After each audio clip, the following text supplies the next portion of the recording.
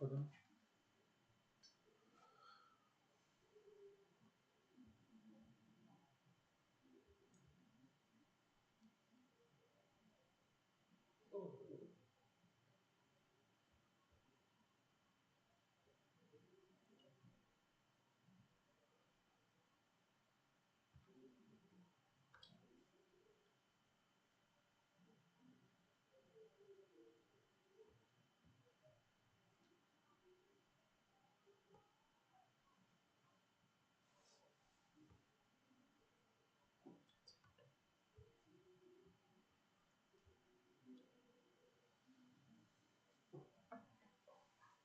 Good morning. So let's start today's current affairs discussion. Fine. So going to the topics of the day. So the first we are discussing about the space sustainability.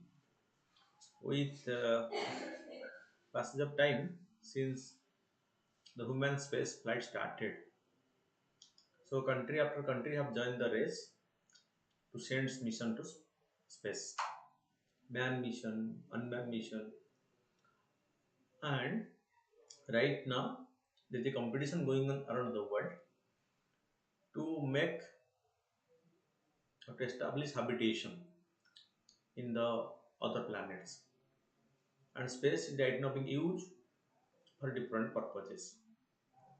And at present, the development of technology, especially space technology, has revolutionized the communication section.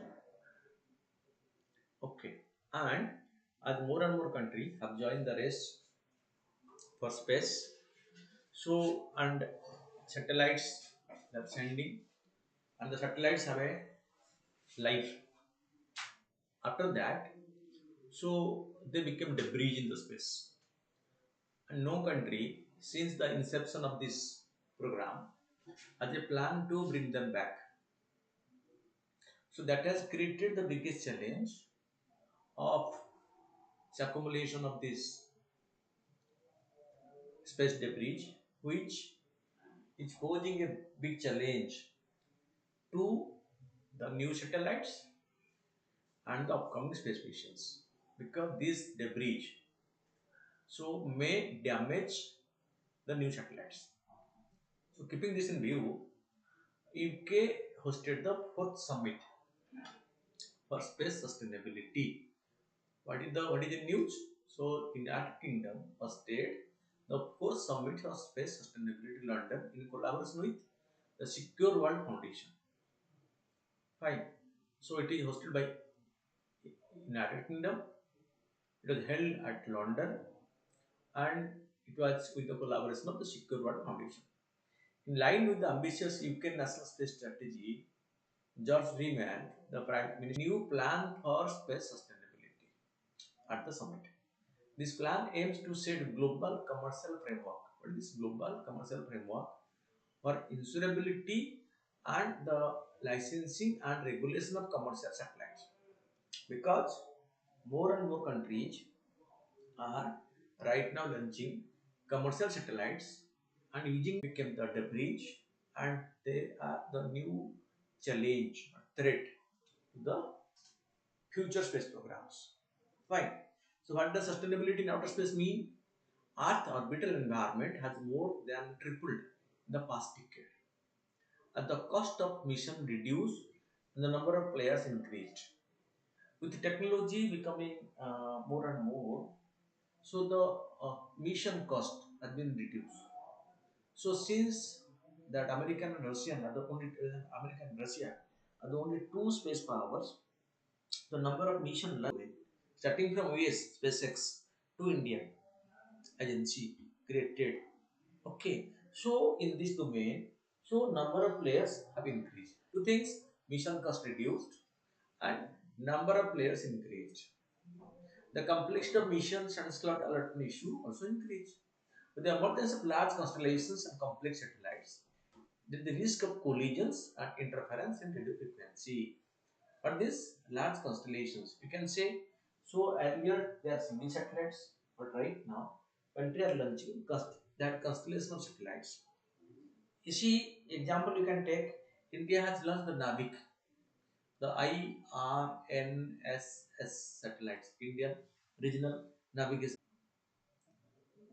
and similar the American GPS, the Galileo of European Union, that Galileo of European Union, GLONASS of Russia, Baidu of China, they're all constellation of satellites, and satellites are right now becoming complex. The risk of collision and interference with radio frequencies increase. And the outer space is considered as rare natural resources. So United Nations Committee peaceful use of outer space in 2019 adopted a set of 21 voluntary non-binding guidelines to ensure the long-term sustainability of outer space activity. If you know if you are aware about the things, yesterday from NASA has issued a warning about the Chinese mission to moon to establish or to take moon under its control and use it for defense purpose. Whether the allegation is right or wrong, time will only prove it.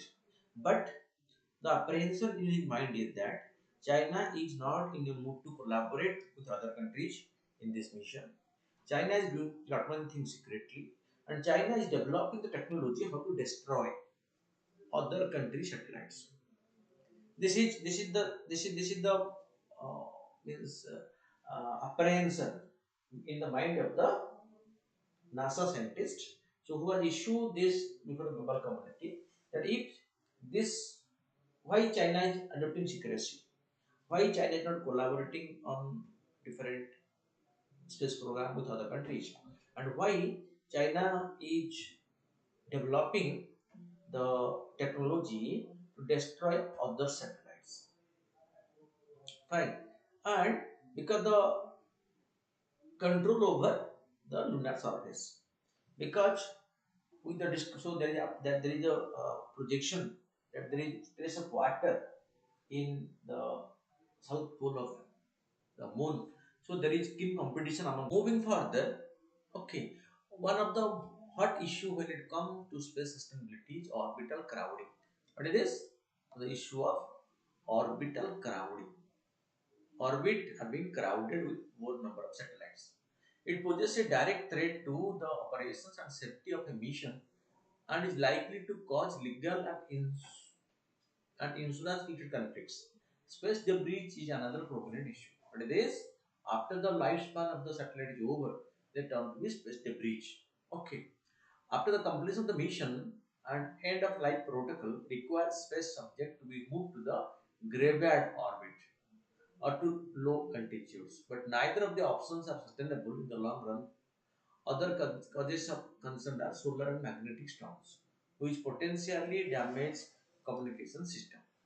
Such space weather threat need to be addressed. Okay, along with the efforts to identify the terrestrial carbon footprint of outer space missions. Long-term sustainability looks towards space research and development of technology to ensure the reuse and recycling of satellites at every stage. The UK plan proposes active debris removal and in-orbit servicing, fine, which will make it more sustainable. Fine. So, what does the UK plan for space sustainability entail? What it includes? The UK call for an astro Carta. Fine. Like in light of the Magna Carta of England. Okay. So they want an Astro Carta for space sustainability. That means a foundation law. So a global guidelines and agreements which they all will follow based on this Artemis Accord model for sustainable space exploration. The US Space Sustainability Plan mentions primarily elements like, let's see what is there in the content of these sustainability things. To review the regulatory framework, countries are the major players in the space domain. To emphasize international engagement on space sustainability. To try and develop safety and quality related metrics that quantify the sustainability of activities. to induce additional funding of 6.1 million for active debris removal. The UK also confirmed investment in its National Space Surveillance and Training Program, which works on collision assessment service of UK licensed satellite operators. Post Brexit, the UK space program has been transformed. It now hopes to drive the sustainability factor internationally and provide an opportunity for private sector to develop models that enhance operation safety and reduce debris footprints. You see, before Brexit, Britain was part of European Union, and the European Space Agency is one of the prominent space agency in the world, and it has its own launch stations at Kourou in Venezuela. From where, so they have even European Union has its own constellation of navigable satellite called the Galileo system. So once international domain, fine. But what is most important from the discussion is the challenge of space debris. So for maintenance, for repairing SpaceX, it looks at docking a satellite on an existing satellite, offering support in refueling and other in-orbit services while enhancing the capability of a satellite. This could not only ensure the longevity of a mission, but also would provide a futuristic option to combat mission experiments. All are optimistic. Okay, that so let plan the future strategy by which our assets in the space will be protected, and we are not damaging the new satellites due to the overcrowding of the old exist or extinct satellites which have that this lifespan is already exhausted. Fine. So moving further, but next, outer space in the 2020 can no longer be considered a space race because of the cost when compared to the beginning of this century, because cost became cheaper. Today, any entity, government or private, with necessary access to resources and technology can invest in outer space, like the SpaceX, like the in space in India. Okay, sustainable practices in outer space would directly help reduce orbital crowding and collision risk while nurturing future technology. At the natural course of evolution, the plan for space sustainability, which includes private industries, is a timely move. This should serve as a model for other space programs. However, the broad questions of sustainability cannot be driven by one country entirely alone. While most national space programs set sustainability standards, a collective effort by all space players with the active role of the UN COPUS or the UN Office for the Outer Space Affairs is needed to set equitable standards for the ease of activity, because here it needs international cooperation. And in the outer space should not be militarized. They should be used for civilian purposes, humanitarian purpose, and for developmental activity. So this and the satellites by different country in future. So this number will increase, but the debris generated by the extinct satellites have to be handled properly. Otherwise, the new satellites will be at threat of being damaged by the existing space debris in orbit. Fine.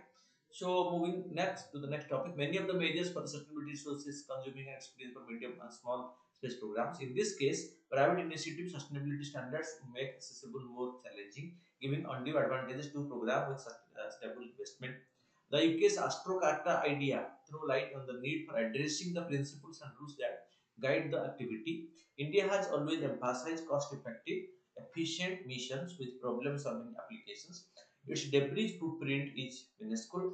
It has 114 debris among the 25,185 pieces of size rather than 10 cm in the low Earth orbit. Just see, out of this 25,180 pieces of debris, so India has only 114 debris.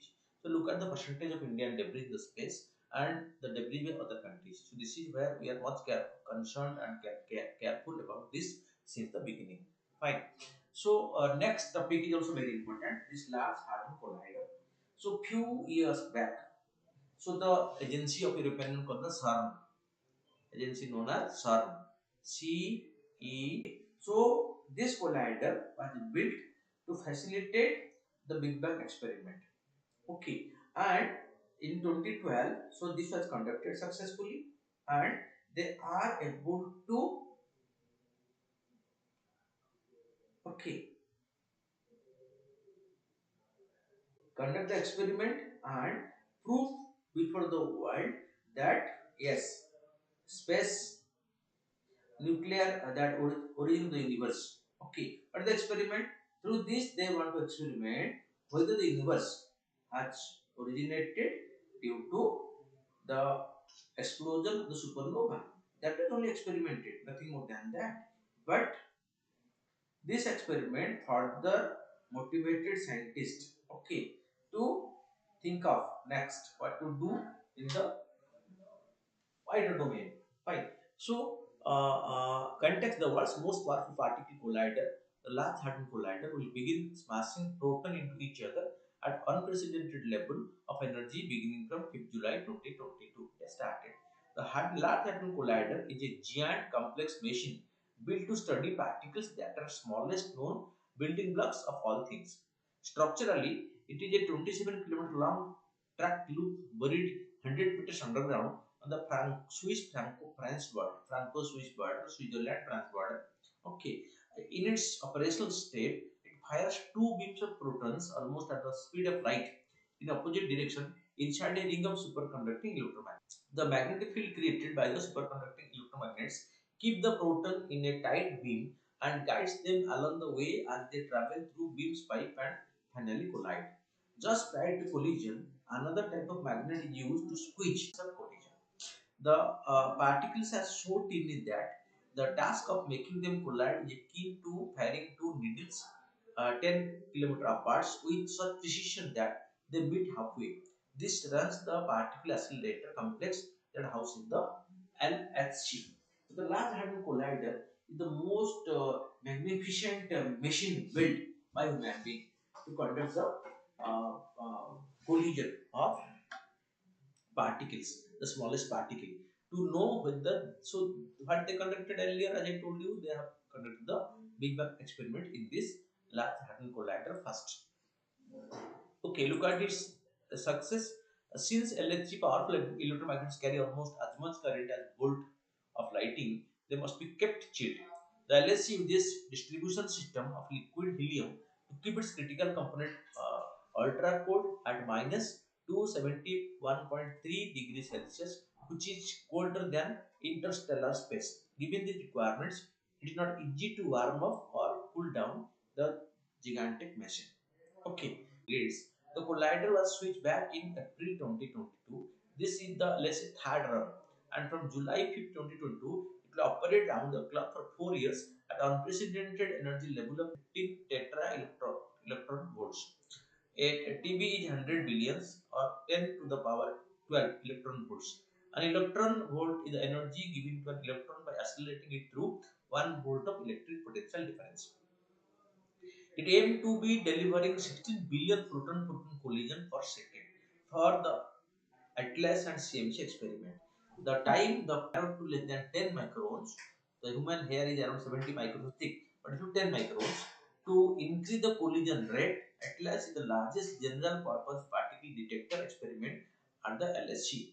The compact moon uh, solenoid experiment is one of the largest international scientific collaboration in history with the same goal as Atlas but which uses a different magnetic system design. Fine. So, what is the previous runs of this LHC? 10 years ago, in July 2012, scientists at CERN, the European Center for Nuclear Research, has announced to the world the discovery of the Higgs boson or the God particle during the LHC first run. The discovery concluded the decade-long quest for force-carrying subatomic particles and to prove the existence of Higgs mechanism in theory put forth in the mid-60s. This led to Peter Higgs and his collaborator Francois Enlance being awarded the Nobel Prize for Physics in 2013. The Higgs boson and its related energy field are believed to have played a vital role in the creation of the universe. Okay, so no, this you should know that the first experiment called the Higgs boson experiment was conducted to prove the man's curiosity about the origin of the universe through the Big Bang hypothesis. Okay, and this experiment proved it. Yes, this is the most scientifically accepted hypothesis which was correct in the creation of the universe. The third run will be the second run began in 2015 and lasted till 2018. The second session of the data taking procedure 5 times more than that of the run one. The third will see 20 times more collisions as compared to run one. So with each passing experiment conducted is the third one.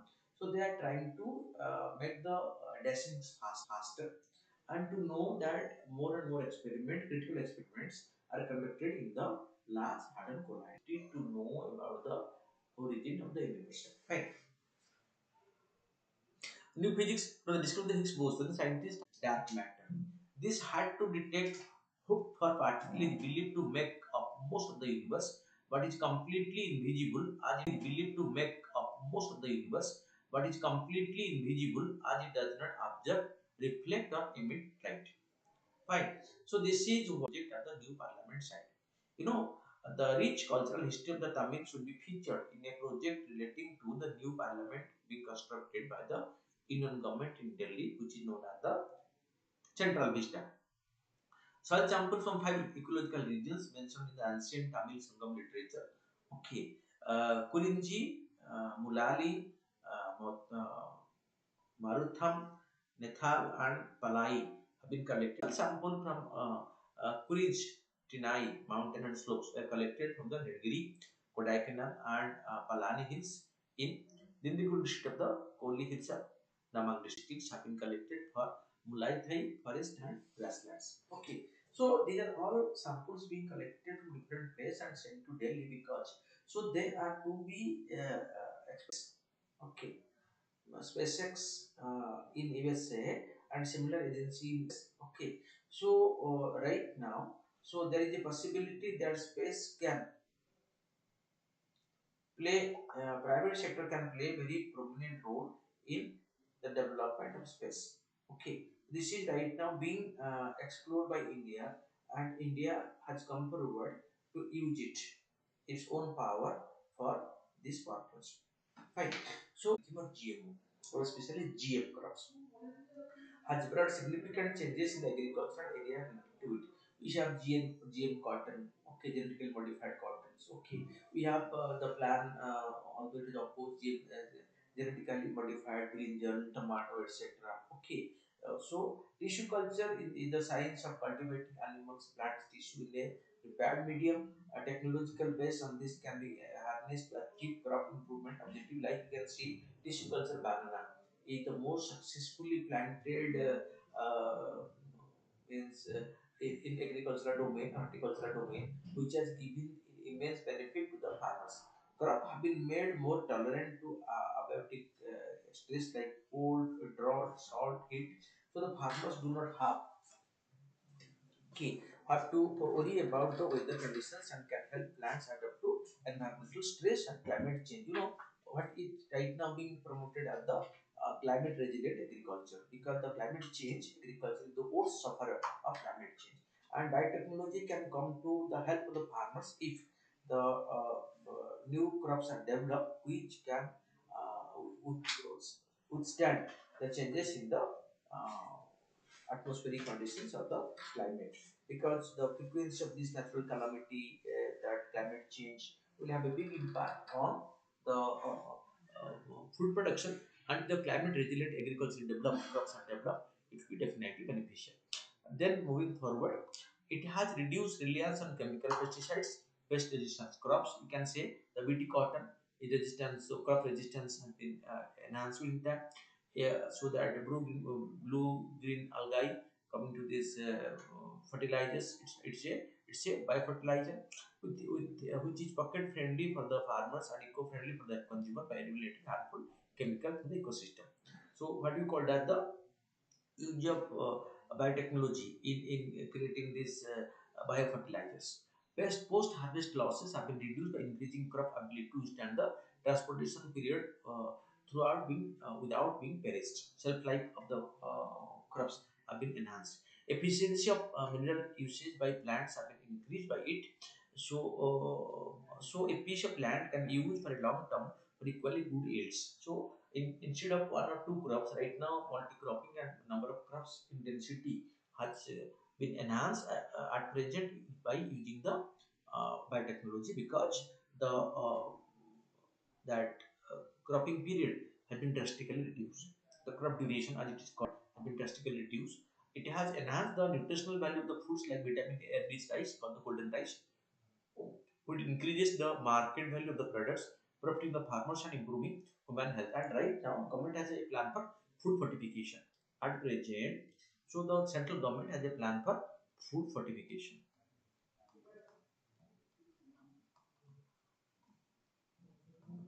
which can be done in the field or in the field. So, like the golden rice that we are able to harvest with vitamin A, if similar nutrients can be added by biotechnological intervention in the crop in the field, it will be naturally absorbed by the human body. Plant developed using biotechnology naturally resist specific insect, weed, plants, and disease, so there is no loss of crop due to these reasons, like the BT crops. Fine. So these are all uses of biotechnology, which definitely will help the farmers in increasing productivity and also be sustainable in future, because its impact on environment will be not that at all negative. Okay, thank you friends for watching this. So keep on watching regularly to update yourself on the developments and discussing the MCQs, and also pattern writing your long answer. Thank you.